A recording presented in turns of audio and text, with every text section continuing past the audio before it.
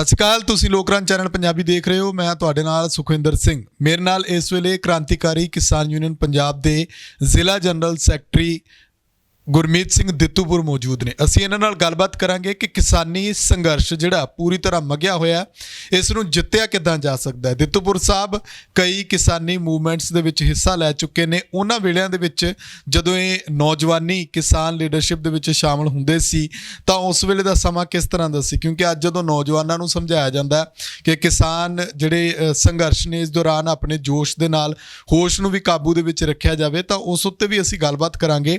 ਵੱਡੀ ਗੱਲ, ਵੱਡਾ ਸਵਾਲ ਇਹੀ ਹੋਵੇਗਾ ਕਿ ਕਿਸਾਨੀ ਸੰਘਰਸ਼ ਨੂੰ ਕਿਸ ਤਰ੍ਹਾਂ ਜਿੱਤਿਆ ਜਾਵੇ। ਜਿਸ ਤਰੀਕੇ ਦੇ ਨਾਲ ਕੇਂਦਰ ਸਰਕਾਰ ਕਿਸਾਨਾਂ ਤੱਕ ਪਹੁੰਚ ਕਰ ਰਹੀ ਹੈ, ਕਿਸਾਨਾਂ ਨੇ ਦਿੱਲੀ ਨੂੰ ਚਾਰੇ ਪਾਸੇ ਤੋਂ ਜਿਹੜਾ ਘੇਰਾ ਪਾਇਆ ਹੋਇਆ। ਦਿੱਤੂਪੁਰ ਸਾਹਿਬ, ਤੁਹਾਡਾ ਸਵਾਗਤ ਹੈ। ਲੋਕ ਧੰਨਵਾਦ ਜੀ, ਤੁਸੀਂ ਮੈਨੂੰ ਰੂਬਰੂ ਕੀਤਾ ਲੋਕਾਂ ਦੇ। ਤੁਹਾਡੇ ਚੈਨਲ ਦਾ ਵੀ ਧੰਨਵਾਦ ਜੀ। ਦਿੱਤੂਪੁਰ ਸਾਹਿਬ, ਕਿਸਾਨੀ ਸੰਘਰਸ਼ ਲੋਕਾਂ ਦੇ ਮਨਾਂ 'ਚ ਇਹੀ ਸਵਾਲ ਹੈ ਵੀ ਕਿਤੇ ਇਹ ਨਾ ਹੋਵੇ ਕਿ ਇਹ ਕਿਤੇ ਵੰਡੇ ਜਾਣ ਜਾਂ ਖਰੀਦੇ ਜਾਣ ਜਾਂ ਕੇਂਦਰ ਸਰਕਾਰ ਕੋਈ ਇਹੋ ਜਿਹਾ ਇਹਨਾਂ ਨੂੰ ਪਾੜ ਇਹਨਾਂ ਦੇ ਵਿੱਚ ਪਾ ਦੇ। ਤੁਸੀਂ ਕੀ ਮੰਨਦੇ ਹੋ ਕਿ ਕਿਸਾਨੀ ਸੰਘਰਸ਼ ਨੂੰ ਹੁਣ ਜਿੱਤਿਆ ਕਿੱਦਾਂ ਜਾਵੇ? ਅਸਲ 'ਚ ਜਿਹੜਾ ਕਿਸਾਨੀ ਦਾ ਮੁੱਦਾ ਜਾਂ ਆਪਾਂ ਕਹਿ ਲਓ ਸੰਕਟ ਹੈ, ਅਸਲ 'ਚ ਇਸ ਪ੍ਰਬੰਧ ਨਾਲ ਜੁੜਿਆ ਸੰਕਟ ਹੈ। ਕਿਉਂਕਿ ਜਿਹੜਾ ਸਾਡਾ ਮੁਲਕ ਖੇਤੀ ਪ੍ਰਧਾਨ ਦੇਸ਼ ਹੈ, ਲਗਾਤਾਰ ਜਿਹੜੀ ਸਾਡੇ ਦੇਸ਼ ਦੀ ਕਿਸਾਨੀ ਹੈ ਇਹ ਸੰਘਰਸ਼ਾਂ 'ਚ ਰਹੀ ਹੈ। ਚਾਹੇ ਉਹ ਸਾਮਰਾਜ ਦੇ ਵਿਰੁੱਧ ਆਜ਼ਾਦੀ ਦੇ ਸਮਿਆਂ 'ਚ, ਚਾਹੇ ਜਿਹੜਾ ਇੱਥੋਂ ਦਾ ਜਿਹੜਾ ਜ਼ਮੀਨੀ ਰਾਜਾਸ਼ਾਹੀ ਦੇ ਖਿਲਾਫ ਜ਼ਮੀਨੀ ਘੋਲਾਂ 'ਚ ਇਹਦਾ ਯੋਗਦਾਨ ਹੈ। ਜਾਣੀ ਆਰਥਿਕ ਤੌਰ 'ਤੇ ਵੀ ਬੁਨਿਆਦ ਹੈ ਕਿਸਾਨੀ ਸਾਡੀ। ਅੱਛਾ, ਸਾਮਰਾਜ ਨੇ ਆਪਣੇ ਗਲਬੇ ਥੱਲੇ ਕਿਸਾਨੀ ਦੀ ਲੁੱਟ, ਸਾਡੇ ਹੋਰ ਕੁਦਰਤੀ ਸਾਧਨ ਦੀ ਲੁੱਟ, ਇਹਦੇ ਵਿਰੁੱਧ ਇੱਕ ਵਿਦਰੋਹ, ਇੱਕ ਬਗਾਵਤਾਂ, ਇੱਕ ਸੰਘਰਸ਼ ਉੱਠੇ ਨੇ।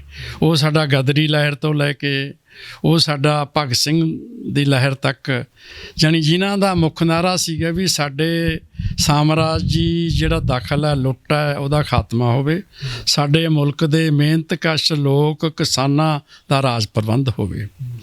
ਇਹ ਜਿਹੜਾ ਸਾਡਾ ਟੀਚਾ, ਪਰ ਬਦਕਿਸਮਤੀ ਸਾਡੇ ਦੇਸ਼ ਦੀ ਇਹ ਕਿ ਸਾਡੇ ਤੇ ਮੁਲਕ 'ਚ ਜਿਹੜੀ ਕਾਂਗਰਸ ਪਾਰਟੀ ਦੀ ਜਿਹੜਾ ਪਿਛੋਕੜ ਹੈ, ਉਹਦਾ ਇਤਿਹਾਸਕ ਨਜ਼ਰੀਆ, ਉਹਨੂੰ ਨਹੀਂ ਅਸੀਂ ਚੰਗੀ ਤਰ੍ਹਾਂ ਸਮਝ ਸਕੇ। ਕਿਉਂਕਿ ਸਾਡੇ ਮੁਲਕ 'ਚ ਸਾਮਰਾਜ ਦੇ ਨਾਲ ਸਾਂਝ ਭਿਆਲੀ ਲਈ ਇੱਥੋਂ ਦੇ ਕੁਝ ਸਨਅਤਕਾਰ, ਬਿਰਲੇ ਟਾਟੇ, ਇੰਡਸਟਰੀਲਿਸਟ ਵੀ ਉਹਦੇ ਸਹਿਯੋਗੀ ਬਣੇ, ਡਿਵੈਲਪ ਹੋਏ। ਨਾਲ ਹੀ ਸਾਡੇ ਮੁਲਕ ਦੀਆਂ ਜਿਹੜਾ 500-600 ਰਿਆਸਤਾਂ ਨੇ ਸਾਮਰਾਜ ਦੀ ਈਨ ਮੰਨੀ, ਉਹ ਵੀ ਕਾਇਮ ਰਹੀਆਂ। ਜਾਣੀ ਇਸ ਕਰਕੇ ਜਿਹੜਾ ਸਾਮਰਾਜ ਔਰ ਕਿਸਾਨੀ ਦਾ ਮਸਲਾ, ਇਸ ਮੁਲਕ ਦੀ ਆਜ਼ਾਦੀ ਦਾ ਮਸਲਾ ਏਜੰਡੇ 'ਤੇ ਰਿਹਾ। ਕਿਉਂਕਿ ਕਾਂਗਰਸ ਪਾਰਟੀ ਨੇ ਅੰਗਰੇਜ਼ਾਂ ਨਾਲ ਉਹਨਾਂ ਤੋਂ ਇਸ ਪ੍ਰਬੰਧ ਨੂੰ ਹਾਸਲ ਕਰਨ ਲਈ ਗੱਲਬਾਤ ਦਾ ਸਿਲਸਿਲਾ ਤੋਰਿਆ। ਕਿਉਂਕਿ ਉਹ ਇੱਥੋਂ ਦੀ ਸਨਅਤਕਾਰ ਜਮਾਤ, ਇੱਥੋਂ ਦੀ ਰਾਜਾਸ਼ਾਹੀ ਜਗੀਰਦਾਰੀ ਨਾਲ ਉਹਨਾਂ ਦਾ ਜਿਹੜਾ ਆਧਾਰ ਸੀ, ਜਿਹੜੀ ਸਾਮਰਾਜ ਦੇ ਹਿੱਤਾਂ ਮੁਤਾਬਕ ਹੀ ਪਲ ਰਹੀ ਸੀ, ਵੱਧ ਫੁੱਲ ਰਹੀ ਸੀ। ਜਿਉਂ ਦੀ ਤਿਉਂ ਜਿਹੜੀ ਕਾਂਗਰਸ ਪਾਰਟੀ ਦਾ ਮਨੋਰਥ ਇਸ ਕਿਸਮ ਦੇ ਪ੍ਰਬੰਧ ਨੂੰ, ਇਸ ਕਿਸਮ ਦੇ ਰਾਜ ਨੂੰ ਹੀ ਹਾਸਲ ਕਰਨਾ ਸੀਗਾ। ਉਹ ਕਿਸੇ ਤਰ੍ਹਾਂ ਦੀ ਵੀ ਸਮਾਜਿਕ ਇਨਕਲਾਬੀ ਤਬਦੀਲੀ ਨਹੀਂ ਚਾਹੁੰਦੇ ਸੀਗੇ। ਜਦ ਕਿ ਭਗਤ ਸਿੰਘ ਦੀ ਜਿਹੜੀ ਸਾਡੀ ਗਦਰੀਆਂ ਦੀ ਲਹਿਰ ਸਾਮਰਾਜ ਦਾ ਖਾਤਮਾ ਚਾਹੁੰਦੇ ਸੀਗੇ। ਜਿਵੇਂ ਸਾਡੇ ਗੁਆਂਢ 'ਚ ਚੀਨ ਦਾ ਜਿਹੜਾ ਯਾਨੀ ਇਨਕਲਾਬ ਹੈ, ਉਹ ਵੀ ਇਸੇ ਟੀਚੇ 'ਤੇ ਸੀਗਾ, ਸਾਮਰਾਜ ਦਾ ਖਾਤਮਾ, ਕਿਸਾਨੀ ਦਾ ਜਿਹੜਾ ਵਿਦਰੋਹ ਆਪਾਂ ਕਹਿ ਲਈਏ, ਜਿਹੜਾ ਉਹਨਾਂ ਨੇ 1900 ਜਾਣੀ ਸਫਲ ਕੀਤਾ 49 'ਚ। ਅਸੀਂ 47 ਤੋਂ ਬਾਅਦ ਜਿਹੜੀ ਉਹ ਇਨਕਲਾਬੀ ਲਹਿਰ ਸੀਗੀ ਭਗਤ ਸਿੰਘ ਤੋਂ ਬਾਅਦ, ਉਹ ਸਾਡੀ ਲਹਿਰ ਵਿਸੜ ਗਈ। ਉਹ ਆਖਰੀ ਸ਼ਬਦ ਹੀ ਨੇ ਸਾਡੇ ਕੋਲ ਭਗਤ ਸਿੰਘ ਦੇ ਵੀ ਮੈਂ ਇੱਕ ਰਾਹ, ਇੱਕ ਦਿਸ਼ਾ ਦੇ ਚੱਲਿਆ ਸਮਾਜ ਨੂੰ ਸਾਮਰਾਜ ਤੋਂ ਮੁਕਤੀ ਲਈ, ਕਿਸਾਨੀ ਮਿਹਨਤਕਸ਼ ਲੋਕਾਂ ਦੇ ਰਾਜ ਲਈ। ਜੇ ਤੁਸੀਂ ਇਸ ਰਾਹ 'ਤੇ ਨਾ ਤੁਰੇ ਤਾਂ ਗੋਰੇ ਅੰਗਰੇਜ਼ ਦੀ ਥਾਂ ਕਾਲੇ ਅੰਗਰੇਜ਼ ਆਉਣਗੇ। ਉਹਦਾ ਸਾਫ਼ ਨਿਰਣਾ ਸੀਗਾ। ਇਸ ਕਰਕੇ ਅਸੀਂ ਉਸ ਘੋਲ ਤੋਂ ਵਿਸੜ ਗਏ ਤਾਂ ਸਾਮਰਾਜ ਆਪਣੇ ਕ੍ਰਾਈਸਿਸ ਫਸਿਆ, 2 ਜੰਗਾਂ 'ਚ ਉਲਝਿਆ। ਉਹ ਹੁਣ ਸਿੱਧੇ ਤੌਰ 'ਤੇ ਕਿਸੇ ਮੁਲਕ ਨੂੰ ਬਸਤੀ ਨਹੀਂ ਸੀ ਬਣਾ ਸਕਦਾ।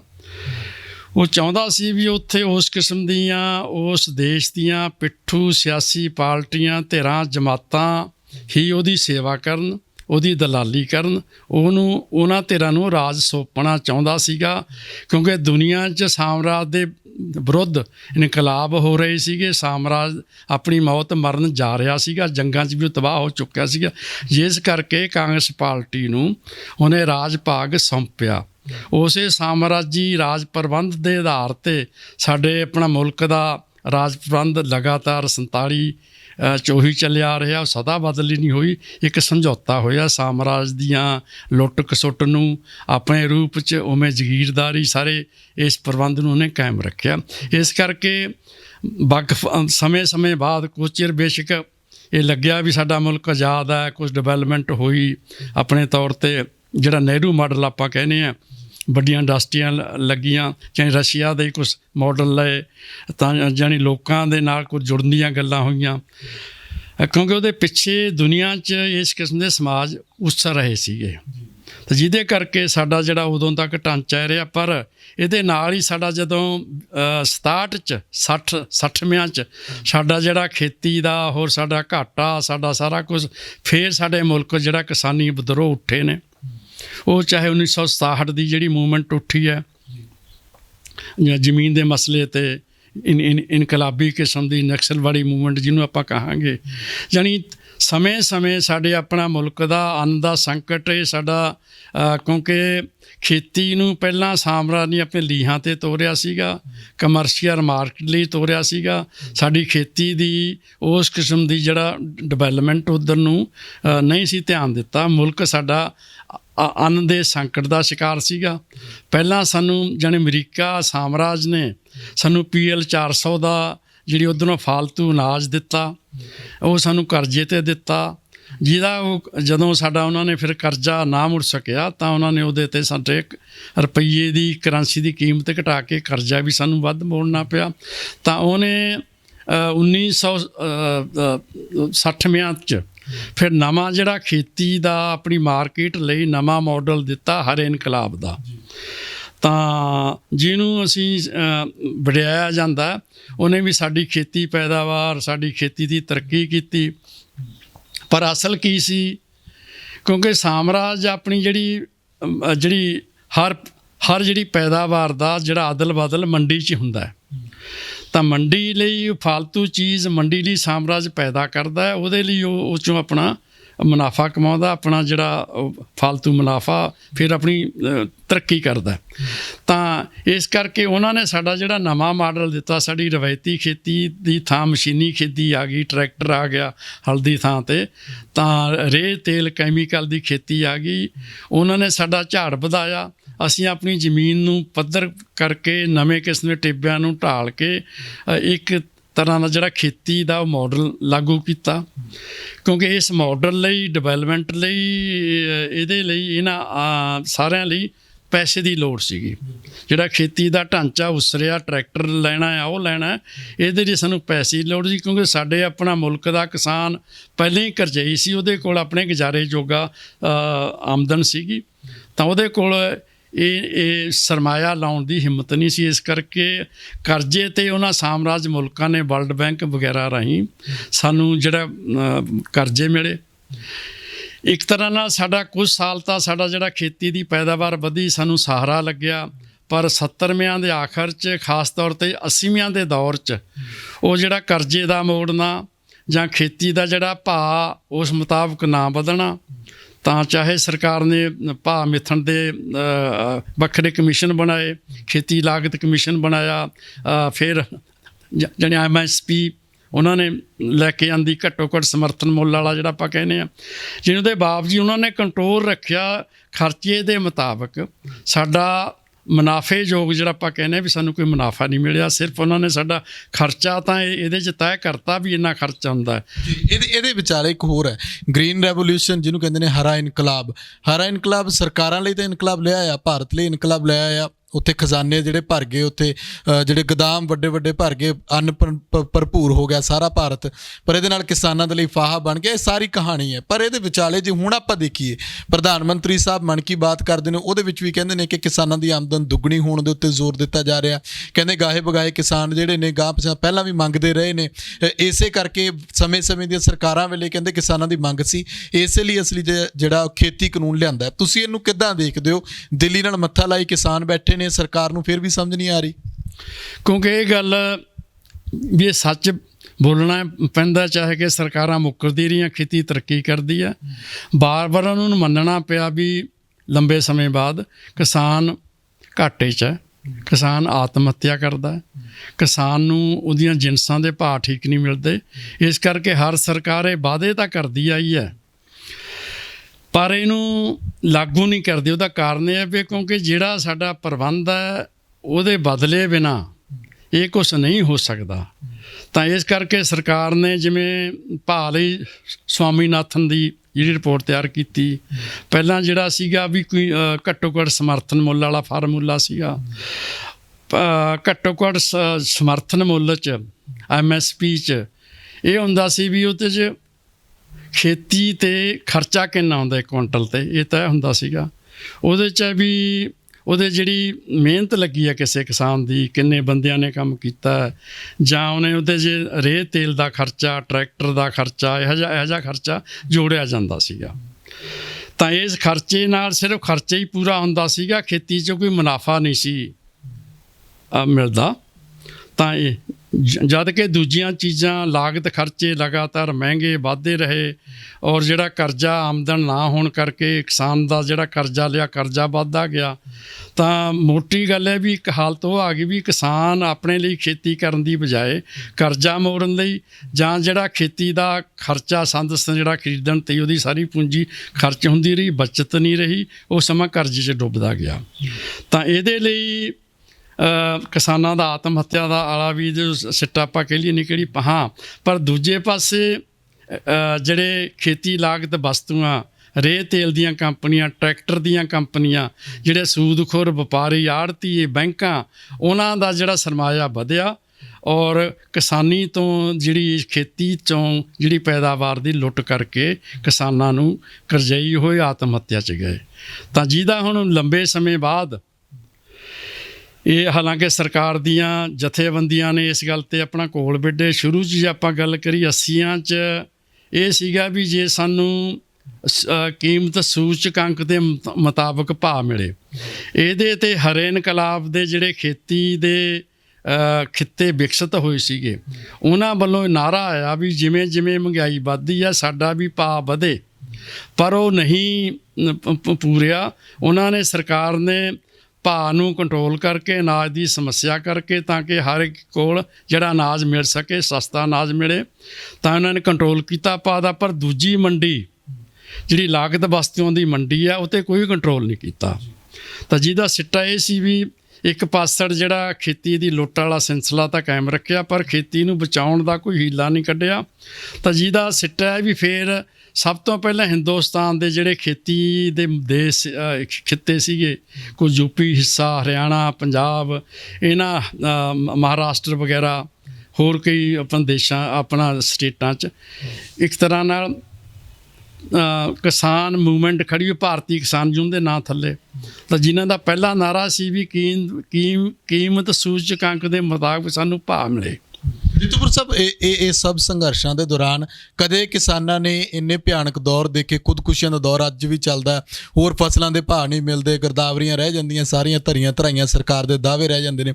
ਕਦੇ ਕਿਸਾਨਾਂ ਨੇ ਮੰਗ ਕੀਤੀ ਸੀ ਕਿ ਖੇਤੀ ਕਾਨੂੰਨ ਜਿਹੜੇ ਹੁਣ ਸਰਕਾਰ ਨੇ 3 ਲਾਗੂ ਕੀਤੇ ਨੇ, ਚੌਥਾ ਨਾਲ ਬਿਜਲੀ ਐਕਟ ਹੈ, ਇਹਨਾਂ 'ਚ ਕੋਈ ਇੱਕ ਵੀ ਕਾਨੂੰਨ ਜਾਂ ਇੱਕ ਵੀ ਮੱਦ ਮੰਗੀ ਹੋਵੇ?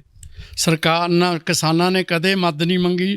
ਹਾਲਾਂਕਿ ਕਿਸਾਨਾਂ ਦੇ ਪਿਛਲੇ ਸਟਰਗਲਾਂ ਕਰਕੇ ਹੀ ਸਰਕਾਰ ਨੇ ਜਿਹੜਾ ਕਿਸਾਨਾਂ ਨੂੰ ਠੀਕ ਭਾਅ ਦੇਣ ਲਈ ਉਹ ਸਵਾਮੀਨਾਥਨ ਕਮਿਸ਼ਨ ਤੋਂ ਰਿਪੋਰਟ ਤਿਆਰ ਕੀਤੀ, ਜਿਹੜੀ ਉਹਨੇ 2006 'ਚ ਤਿਆਰ ਕਰਤੀ। ਤਾਂ ਜਿਨ੍ਹਾਂ ਨੇ ਅਸਲ ਜਿਹੜਾ MSP ਦੇ ਮੁਕਾਬਲੇ 'ਤੇ ਇਹ ਸਾਬਤ ਕੀਤਾ ਵੀ MSP ਸਿਰਫ ਖਰਚੇ ਹੀ ਜੋੜਦੀ ਹੈ, ਇਹ 'ਚ ਕੋਈ ਕਿਸਾਨ ਨੂੰ ਮੁਨਾਫਾ ਨਹੀਂ। ਖਰਚਾ ਉਹਨਾਂ ਨੇ ਜਿਹੜੀਆਂ ਚੀਜ਼ਾਂ ਦਾ, ਕੰਪਨੀਆਂ ਦਾ ਰੇਹ ਤੇਲ ਵਾਲਾ ਉਹਨਾਂ ਦੇ ਹਿੱਸੇ 'ਚ ਚਲਿਆ ਗਿਆ, ਕਿਸਾਨ ਦੇ ਪੱਲੇ ਕੁਛ ਨਹੀਂ ਪਿਆ। ਤਾਂ ਇਸ ਕਰਕੇ ਉਹਨੇ C2 ਫਾਰਮੂਲਾ ਜਿਹਨੂੰ ਕਹਿੰਦੇ ਆ, ਉਹਨੇ ਤੈਅ ਕੀਤਾ। ਤਾਂ ਉਹਦੇ ਮੁਤਾਬਕ ਹੈ ਵੀ ਕਿਸਾਨ ਦਾ ਸਾਰਾ ਖਰਚਾ ਜੋੜ ਕੇ, ਉਹਦੀ ਜ਼ਮੀਨ ਦਾ ਲਗਾਨ, ਉਹਤੇ ਜਿਹੜੀ ਮਿਹਨਤ ਦਾ ਲਗਾਨ, ਉਹਦੇ ਟਰੈਕਟਰ ਦਾ ਲਗਾਨ, ਉਹਦੇ ਟਰੈਕਟਰ ਦਾ ਖਰਚਾ ਔਰ ਖਾਦਾਂ ਦਾ ਖਰਚਾ ਔਰ ਉਹਦੇ ਜਿਹੜਾ ਇਹ ਸਾਰੇ ਕਾਸੇ ਨੂੰ ਜੋੜ ਕੇ ਉਹਦਾ 50% ਮਿਲਣਾ ਚਾਹੀਦਾ ਕਿਸਾਨ ਨੂੰ। ਤਾਂ ਉਹਨੇ ਉਹਦੇ 'ਚ ਲੰਬੀ ਚੌੜੀ ਰਿਪੋਰਟ 'ਚ ਕਿਸਾਨ ਨੂੰ ਜਿਹੜਾ ਕਰਜ਼ਾ ਸਸਤਾ ਮਿਲੇ ਔਰ ਲੰਬੇ ਸਮੇਂ ਨਹੀਂ ਮਿਲੇ, ਉਹਨੇ ਇਹ ਵੀ ਸਾਬਤ ਕੀਤਾ ਵੀ ਹਿੰਦੁਸਤਾਨ 'ਚ 82% ਕਿਸਾਨ ਹੈ ਜਿਹੜਾ ਉਹ 2.5 ਏਕੜ ਤੋਂ ਲੈ ਕੇ 5 ਏਕੜ ਦਾ ਮਾਲਕ ਹੈ। ਫਰਜ਼ ਕਰੋ ਉਹਦਾ ਖਰਚਾ ਤੁਸੀਂ 1 ਲੱਖ ਵੀ ਮੰਨ ਲਓ, 1 ਲੱਖ ਤੁਸੀਂ ਉਹਨੂੰ ਦੇਤਾ, ਉਹਨੂੰ ਕੀ ਮਿਲਿਆ? ਉਹਦਾ ਖਰਚੇ ਵਾਲਿਆਂ ਕੋਲ ਚਲਿਆ ਗਿਆ, ਉਹਦਾ ਰੇਹ ਵਾਲਿਆਂ ਕੋਲ ਚਲਿਆ ਗਿਆ, ਉਹਦਾ ਟਰੈਕਟਰ ਕੰਪਨੀਆਂ ਦੇ ਹੋਰਾਂ ਦੇ ਵਿਆਜਾਂ 'ਚ ਚਲਿਆ ਗਿਆ, ਉਹਨਾਂ ਦਾ ਉਹਦੇ ਪੱਲੇ ਤਾਂ ਕੁਛ ਨਹੀਂ ਰਿਹਾ। ਫਿਰ ਉਹਨੇ ਇਹ ਦਿਆ ਇਹਦੇ ਨਾਲ 50% ਹੋਰ ਜੋੜੋ, ਇਹਨੂੰ ਫਿਰ ਕਿਸਾਨ ਨੂੰ ਮੁਨਾਫਾ ਮਿਲੂਗਾ। ਉਹ ਅੱਜ ਤੱਕ ਕਿਸੇ ਵੀ ਸਰਕਾਰ ਨੇ ਲਾਗੂ ਨਹੀਂ ਕੀਤਾ, ਪਰ ਇਸ ਕਰਕੇ ਕਿਸਾਨਾਂ ਦੀ ਲਗਾਤਾਰ ਇਹ ਮੰਗ ਸੀ। ਅਗਲਾ ਇਹ ਸੀ ਵੀ ਕਿਸਾਨਾਂ ਸਿਰ ਕਰਜ਼ਾ ਚੜ੍ਹੇ, ਇਹ ਵੀ ਸਰਕਾਰਾਂ ਨੇ ਕਬੂਲ ਕਰਦੀਆਂ ਆਈਆਂ। ਸਮੱਸਿਆ ਤਾਂ ਕਿਸਾਨ ਦੀ ਇਹ ਸੀਗੀ, ਇਹੀ ਦੋ ਮੰਗਾਂ 'ਤੇ ਪਿਛਲੇ 2-2.5 ਸਾਲ ਜਾਂ 3 ਸਾਲ ਹੋ ਗਏ, ਜਦੋਂ ਹਿੰਦੁਸਤਾਨ ਦੇ ਕਿਸਾਨਾਂ ਨੇ 250 ਕਿਸਾਨ ਜਥੇਬੰਦੀਆਂ ਦਾ ਇੱਕ ਸਾਂਝਾ ਮੰਚ ਬਣਾਇਆ, ਜਿਨ੍ਹਾਂ ਨੇ ਦੋ ਇਹ ਨੁਕਤਿਆਂ 'ਤੇ ਇਕੱਠ ਕਰਕੇ ਦਿੱਲੀ 'ਚ ਇੱਕ ਪਾਰਲੀਮੈਂਟ ਲਈ ਇਹ ਕਾਨੂੰਨ ਪਾਸ ਕੀਤੇ, ਕਰਜ਼ਾ ਮਾਫੀ ਦਾ ਤੇ ਸਵਾਮੀਨਾਥਨ ਰਿਪੋਰਟ ਨੂੰ ਲਾਗੂ ਕਰਨ ਦਾ। ਸਮੇਂ ਸਿਰ ਮੋਦੀ ਸਰਕਾਰ ਨੇ ਵਾਅਦਾ ਕੀਤਾ, ਹਰ ਸਰਕਾਰ ਨੇ ਵਾਅਦਾ ਕੀਤਾ, ਲਾਗੂ ਨਹੀਂ ਕੀਤਾ। ਤਾਂ ਉਲਟਾ ਕਰਨਾ ਤੇ ਇਹ ਚਾਹੀਦਾ ਸੀ ਕਿਸਾਨਾਂ ਦੀ ਇਸ ਮਸਲੇ ਨੂੰ ਹੱਲ ਕਰਦੇ, ਉਹਦਾ ਕਰਜ਼ਾ ਮਾਫ ਕਰਕੇ ਸਵਾਮੀਨਾਥਨ ਲਾਗੂ ਕਰਕੇ, ਇਹ ਕਿਸਾਨਾਂ ਦੀ ਮੰਗ ਸੀ। ਪਰ ਸਰਕਾਰ ਨੇ ਕੀ ਕੀਤਾ, ਜਾਣੀ ਕਿਸਾਨਾਂ ਨੂੰ ਇੱਥੋਂ ਇਸ ਮਾਰ 'ਚੋਂ, ਇਸ ਮਦਵਾੜੇ 'ਚੋਂ, ਇਸ ਕਰਜ਼ੇ 'ਚੋਂ, ਇਸ ਪੂਰਾ ਭਾਅ ਦੇਣ ਦਾ ਕਾਨੂੰਨ ਬਣਾਉਣ ਦੀ ਥਾਂ ਉਲਟਾ ਜਿਹੜਾ ਸਾਮਰਾਜ ਦੇ ਹੱਕ 'ਚ ਖੁੱਲ੍ਹੀ ਮੰਡੀ ਦਾ, ਭਾਅ ਨਾ ਮਿਥਣ ਦਾ ਔਰ ਵੱਡੀਆਂ ਕੰਪਨੀਆਂ ਨੂੰ ਜਾਣੀ ਜ਼ਮੀਨਾਂ ਠੇਕੇ 'ਤੇ ਦੇਣ ਦਾ, ਜਿਹੜਾ ਸਾਮਰਾਜ ਦੇ ਜਾਂ ਬਹੁ ਰਾਸ਼ਟਰੀ ਕੰਪਨੀ ਦਾ ਹੱਕ ਦਾ ਉਲਟਾ ਕਾਨੂੰਨ ਪਾਸ ਕੀਤਾ, ਜਿਹਦਾ ਮਤਲਬ ਕਿਸਾਨੀ ਨੂੰ ਬਚਾਉਣ ਦੀ ਬਜਾਏ, ਖੇਤੀ ਨੂੰ ਬਚਾਉਣ ਦੀ ਬਜਾਏ, ਕਿਸਾਨਾਂ ਨੂੰ ਮੁਨਾਫੇ ਦੇਣ ਦੀ ਬਜਾਏ ਉਲਟਾ ਉਹਨਾਂ ਦੀ ਬਰਬਾਦੀ ਔਰ ਤਬਾਹੀ ਦਾ, ਲੁੱਟ ਦਾ ਸਰੇਆਮ ਕਾਨੂੰਨ ਪਾਸ ਕਰਤਾ। ਬੀਜੇਪੀ ਵਾਰ-ਵਾਰ ਇਹ ਗੱਲ ਕਹਿ ਰਹੀ ਹੈ ਕਿ ਤੁਸੀਂ ਦਿੱਲੀ ਦੀਆਂ ਬਰੂਹਾਂ ਤੇ ਬੈਠੇ ਹੋ, ਆਓ ਸਾਡੇ ਨਾਲ ਬਹਿ ਕੇ ਗੱਲ ਕਰੋ, ਗੱਲਬਾਤ ਦਾ ਸਮਾਂ ਵੀ, ਟਾਈਮ ਵੀ ਨਿਰਧਾਰਿਤ ਕਰ ਦਿੱਤਾ ਹੈ। ਕੀ ਮੰਨਦੇ ਹੋ ਕਿ ਕਿਸਾਨੀ ਸੰਘਰਸ਼, ਹੁਣ ਮੈਂ ਆਖਰੀ ਸਵਾਲ ਤੇ ਫਿਰ ਉਸੇ ਸਵਾਲ ਤੇ ਨਾ, ਜਿਹੜਾ ਸ਼ੁਰੂ 'ਚ ਸੀਗਾ ਮੁੱਢ 'ਚ ਸਭ ਕੁਝ ਪਤਾ ਲੱਗ ਗਿਆ ਇਤਿਹਾਸਕ ਪਿਛੋਕੜ ਕੀ ਸੀ, ਹੁਣ ਤੁਸੀਂ ਕੀ ਮੰਨਦੇ ਹੋ ਕਿ ਬਰੂਹਾਂ ਤੇ ਬੈਠੇ ਕਿਸਾਨ ਸੰਘਰਸ਼ ਦੀ ਜਿੱਤ ਕਿਸ ਤਰੀਕੇ ਨਾਲ ਹੋ ਸਕਦੀ ਹੈ? ਉਹਦੇ ਨੁਕਤੇ ਦੱਸੋ ਕਿ ਜਿਹੜੀਆਂ 8 ਮੰਗਾਂ ਇਹਨਾਂ ਨੇ ਰੱਖੀਆਂ, ਉਹਨਾਂ ਦੇ ਨਾਲ ਕਿਵੇਂ ਜਿੱਤਿਆ ਜਾ ਸਕਦਾ ਹੈ ਦਿੱਲੀ ਨੂੰ? ਇੱਕ ਤਾਂ ਇਹ ਨਾ ਵੀ ਜਿਹੜੀਆਂ ਵੀ ਮੰਗਾਂ ਨੇ, ਕਿਉਂਕਿ ਕੋਈ ਆਪਣੇ ਆਪ 'ਚ ਕਿਸੇ ਕਲਪਨਾ 'ਚ ਹਵਾ 'ਚ ਨਹੀਂ ਹੁੰਦੀਆਂ, ਇਹਦਾ ਕੁਛ ਆਰਥਿਕ ਬੇਸ ਆਪਾਂ ਆਧਾਰ ਹੁੰਦਾ। ਤਾਂ ਸਰਕਾਰ ਦੇ ਬਾਰ-ਬਾਰ ਇਹ ਕਹਿਣ 'ਤੇ ਵੀ ਆਹ ਸਾਡੀਆਂ ਜਿਹੜੀਆਂ 3 ਕਾਨੂੰਨ ਪਾਸ ਕੀਤੇ ਨੇ, ਖੇਤੀ ਲਾਭਕਾਰੀ ਨੇ, ਇਹ ਗੱਲਾਂ ਕਹਿਣ ਦੀਆਂ ਨੇ। ਪ੍ਰੈਕਟੀਕੇਬਲ ਅਮਲ 'ਚ ਕੀ ਹਾਲਤ ਹੈ, ਕੀ ਸਥਿਤੀ ਹੈ, ਤਾਂ ਦੋਹਾਂ ਕੋਹਾਂ ਦੂਰ ਨੇ। ਜਾਣੀ ਪੋਲੀਟੀਕਲ ਪ੍ਰੋਪੇਗੈਂਡਾ ਸਿਸਟਮ ਨੇ ਆਪਣੀ ਜਿਹੜੀ ਕਿਸਾਨੀ ਦੀ ਲੁੱਟ ਦੇ ਉਲਟ ਇੱਕ ਪਰਦਾਪੋਸ਼ੀ ਹੈ, ਕਿਸਾਨ ਖੁਸ਼ਹਾਲ ਹੋ ਜੂ, ਜਿੱਥੇ ਮਰਜ਼ੀ ਵੇਚੇ, ਜੋ ਮਰਜ਼ੀ ਕਰੇ ਆਪਣੇ। ਤਾਂ ਇਹ ਜਿਹੜਾ ਇੱਕ ਕਿਸਮ ਦਾ ਫਰੇਬ ਹੈ, ਉਹ ਸਾਡੇ ਨਾਲ ਗੱਲਬਾਤ ਕਰੋ। ਇਸ ਕਰਕੇ ਕਿਸਾਨ ਜਥੇਬੰਦੀਆਂ ਇਸ ਗੱਲ ਨੂੰ ਠੁਕਰਾਉਂਦਾ ਹੀ ਆਈਆਂ ਨੇ। ਪਿਛਲੇ ਦਿਨ ਜਿਹੜੀ ਗੱਲਬਾਤ ਹੋਈ ਆ, ਉਹ 'ਚ ਸਾਬਤ ਕਰਤਾ ਵੀ ਤੁਸੀਂ ਦੱਸੋ ਵੀ ਇਹਦੇ 'ਚ ਕਿਹੜੀ ਗੱਲੋਂ ਫਾਇਦਾ ਹੈ। ਜਿਵੇਂ ਇਹ ਜਿਹੜੀਆਂ ਸਰਕਾਰ ਦੇ ਜਿਹੜੇ 2-3 ਵਜ਼ੀਰ ਬੈਠੇ ਨੇ, ਉਹ ਕਿਤੇ ਨਹੀਂ ਸਾਬਤ ਕਰ ਸਕੇ।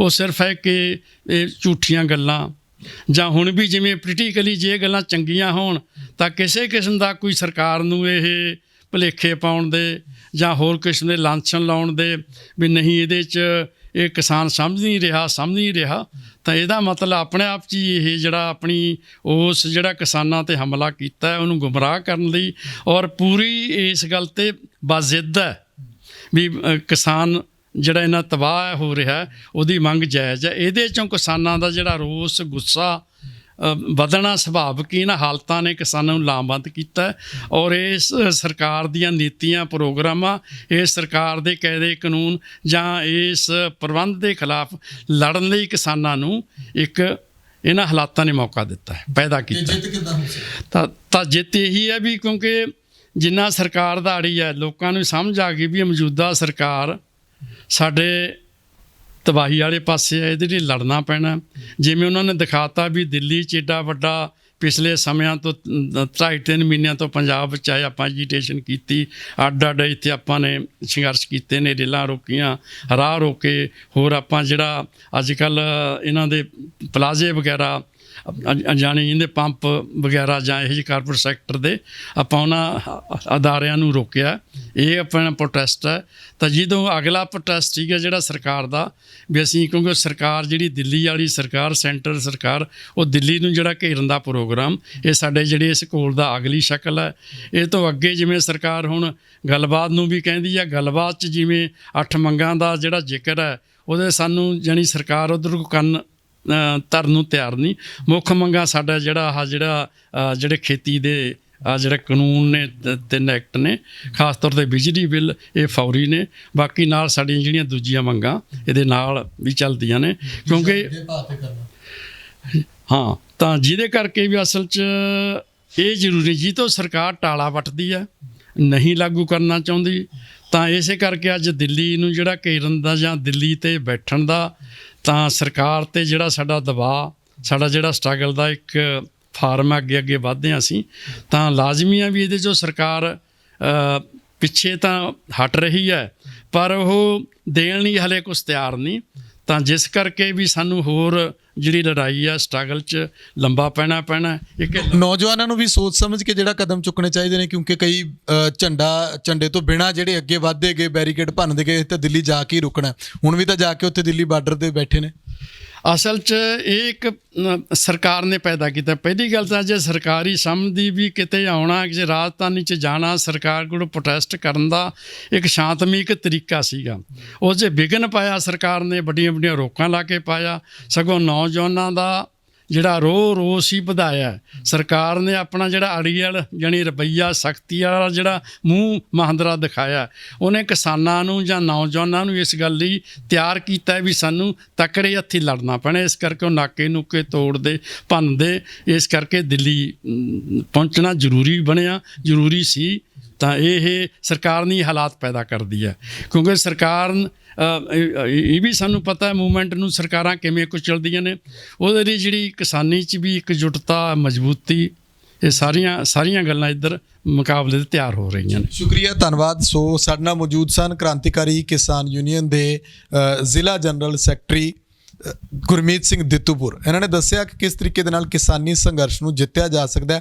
ਕਿੰਨਾ ਸੰਘਰਸ਼ਾਂ ਵਿੱਚੋਂ ਹੁਣ ਤੱਕ ਕਿਸਾਨੀ ਨਿਕਲੀ ਹੈ, ਭਾਵੇਂ ਉਹ ਹਰਾ ਇਨਕਲਾਬ ਹੋਵੇ ਜਾਂ ਉਸ ਤੋਂ ਪਹਿਲਾਂ ਜੋ ਕੁਝ ਕਿਸਾਨੀ ਦੇ ਨਾਲ ਹਸ਼ਰ ਹੋਇਆ, ਉਸ ਤੋਂ ਬਾਅਦ ਜੋ ਕੁਝ ਹੋਇਆ, ਅੱਜ ਕੱਲ੍ਹ ਜੋ ਕੁਝ ਹੋ ਰਿਹਾ, ਜਿਹੜੇ ਖੇਤੀ ਕਾਨੂੰਨ ਕਿਸਾਨਾਂ ਨੇ ਕਦੇ ਮੰਗੇ ਹੀ ਨਹੀਂ, ਜਿਨ੍ਹਾਂ ਦੀ ਮੰਗ ਕਦੇ ਰੱਖੀ ਨਹੀਂ ਗਈ, ਉਹਨਾਂ ਨੂੰ ਵੀ ਕਿਸਾਨਾਂ 'ਤੇ ਥੋਪਣ ਦੀ ਕੋਸ਼ਿਸ਼ ਕੀਤੀ ਜਾ ਰਹੀ ਹੈ।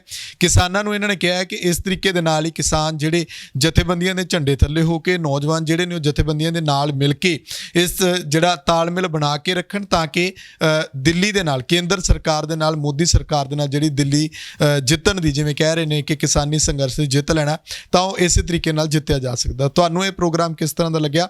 ਆਪਣੇ ਵਿਚਾਰ ਕਮੈਂਟ ਕਰਕੇ ਜ਼ਰੂਰ ਦੱਸਿਓ। ਮੈਨੂੰ ਸੁਖਵਿੰਦਰ ਸਿੰਘ ਨੂੰ ਇਜਾਜ਼ਤ ਦਿਓ। ਲੋਕ ਰਾਣ ਚੈਨਲ ਪੰਜਾਬੀ ਨੂੰ ਸਬਸਕ੍ਰਾਈਬ ਕਰੋ। ਧੰਨਵਾਦ।